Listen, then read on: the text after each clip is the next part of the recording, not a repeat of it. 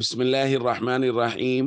عن أبي سعيد رضي الله تعالى عنه قال قال رسول الله صلى الله تعالى عليه وسلم: من رضي بالله ربا وبالإسلام دينا وبمحمد نبيا وجبت له الجنة.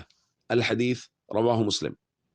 نبی کریم صلی اللہ علیہ وسلم نے ارشاد فرمایا، جو شخص اللہ کے رب ہونے پر، اسلام کے دین ہونے پر اور محمد کریم صلی اللہ علیہ وسلم کے نبی ہونے پر راضی ہو گیا، اس کے لیے جنت واجب ہو گئی۔ دوستو، یہ بہت بڑی خوشخبری ہے کہ کوئی شخص اگر اللہ کے رب ہونے، محمد صلی اللہ علیہ وسلم کے نبی ہونے اور اسلام کے دین ہونے پر راضی ہو جائے تو جنت اس کے لیے واجب ہو جاتی ہے۔ لیکن یہاں ایک بہت بڑا سوال ہے، اور میں یہ بات اپنی نجی مجالس و محافل میں آج کل بہت کر رہا ہوں کہ کیا واقعی ہم راضی ہیں؟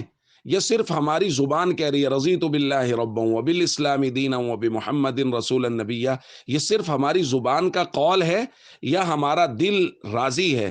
اگر ہمارا دل اس پر راضی ہے تو پھر ہمارا عمل اس پر گواہ بھی ہونا چاہیے۔ جس بات پر دل راضی ہوتا ہے اس پر عمل گواہی دیتا ہوتا ہے۔ دیکھنا یہ ہے کہ کیا میرا عمل اس بات پر گواہی دے رہا ہے کہ میں اسلام کے دین ہونے پر راضی ہوں۔ اگر میں اسلام کے دین ہونے پر راضی ہوں تو جو چیز اسلام کی بنیاد ہے میں اسے کیسے چھوڑ سکتا ہوں؟ نماز، حضور نے فرمایا بنی الاسلام علی خمس، اسلام کی بنیاد 5 چیزوں پر ہے۔ اگر میں وہ 5 چیزیں ہی پوری نہیں کر رہا تو میں اسلام کے دین ہونے پر راضی کیا ہوں گا؟ میں تو اس کی بنیاد پر ہی پوری طرح سے کھڑا نہیں ہوا۔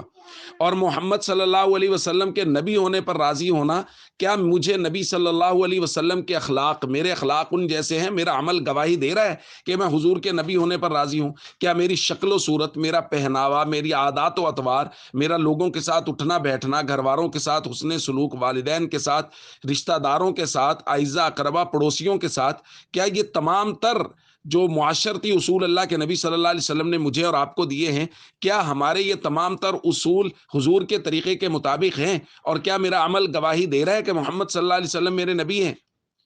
اگر نہیں دے رہا، اور جیسا کہ معاشرے کے اکثر حصے کا نہیں دے رہا، تو دوستو پھر ہم محمد صلی اللہ علیہ وسلم کے نبی ہونے پر دل سے ابھی تک راضی نہیں ہوئے۔ یہ ہماری زبان کا قول ہے کہ ہم راضی ہیں۔ تو اس لیے ہم سب کو چاہیے ہم اس بات پر محنت شروع کر دیں کہ ہم اللہ کے رب ہونے پر، محمد صلی اللہ علیہ وسلم کے دین نبی ہونے پر اور اسلام کے دین ہونے پر دل سے راضی ہوں۔ اور جو لوگ دل سے راضی ہوتے ہیں اللہ تعالیٰ ان کو دنیا اور آخرت میں عزتیں عطا فرماتے ہیں، جیسا کہ دوحہ میں ہونے والے مذاکرات میں نے اور آپ نے عزتیں دیکھی ہیں۔ السلام علیکم ورحمۃ اللہ وبرکاتہ۔